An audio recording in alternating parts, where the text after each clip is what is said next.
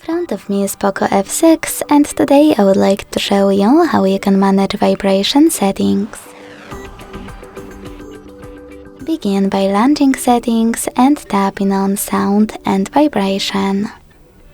Then scroll down and click on this switcher next to vibrate vocals.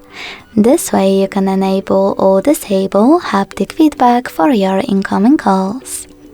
You can also tap on this switcher next to vibrate in silent mode to make sure that your device will vibrate when you turn on silent mode, or quite the opposite. Last but not least, use this switcher next to haptic feedback to enable or disable haptic feedback for gestures and system controls. If you decided to enable this one, you can even adjust intensity of your vibrations by operating this slider.